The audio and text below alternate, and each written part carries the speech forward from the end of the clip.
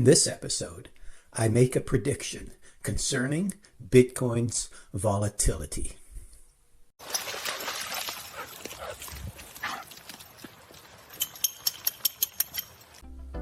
Hi, my name is Rocco, aka Bitcoin's best friend. Bitcoin is something new. Bitcoin is unlike anything else. It can be compared to digital gold or digital property or electronic cash. It has the positive properties of all these very valuable assets, but quite frankly, it surpasses all of them in many ways. Unlike gold, it is very easy to assay and transfer anywhere in the world. Unlike property, it needs no costly or perpetual upkeep and maintenance. Unlike cash, you can cross borders carrying any amount of it you please without question. All you need is the magic spell that is the seed phrase to your hardware wallet. I've noticed, though, that in many ways, people try to analyze and assess it in a traditional, or let's say an analog manner. This is absolutely understandable because it is innate for humans to try and make sense of very complex and perhaps incomprehensible things by looking at past performance and setting up graphs and charts to try and predict the future.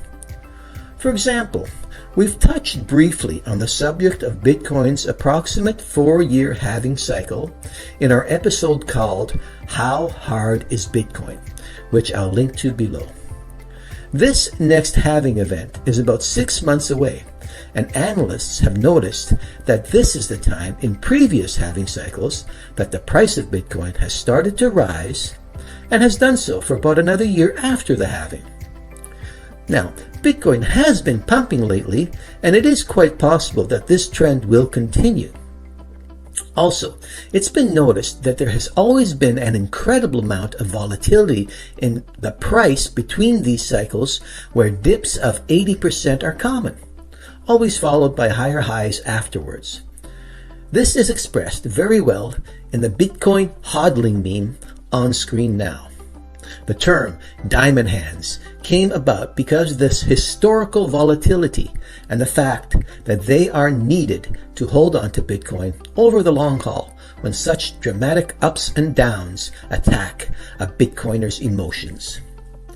My prediction, however, is this. The next halving will bring about an end to this volatility. Bitcoin's tailwind has been established over the last 15 years, and there will be much smoother sailing ahead.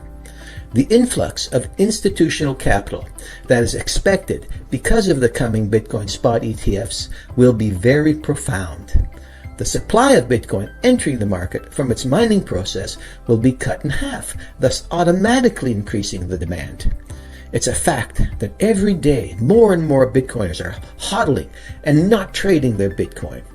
The giant hedge funds like BlackRock will also buy and hold for the long term. Bitcoin will be a safe haven for investors, not a Wild West casino for speculative day trading. Remember, one of Bitcoin's greatest and most misunderstood qualities is that its ultimate supply is absolutely limited to 21 million coins. There has never been a commodity in human history whose supply is absolutely limited and enforced by the power of physics and mathematics. When you can't make more of something that is valuable, its value will continue to rise. So the first panel in the meme is what I think will finally be like to be a long-term Bitcoin investor. And one of Bitcoin's faults is volatility, which critics have pointed out will no longer deter new Bitcoiners. Strength will grow on strength. There will be some, of course, who try and time the tops in the market to sell from there. But it will prove far less lucrative to do so as compared to simply holding on to Bitcoin for the long term. I feel lucky that I have some Bitcoin. I feel lucky that I have something that can never be devalued and inflated away by the incompetent whims of immoral bureaucrats. I want to learn more about Bitcoin. Please follow me on this path. Please like, subscribe, hit the notification bell, and comment if you please. And always remember, that just like a talking dog, Bitcoin is a miracle.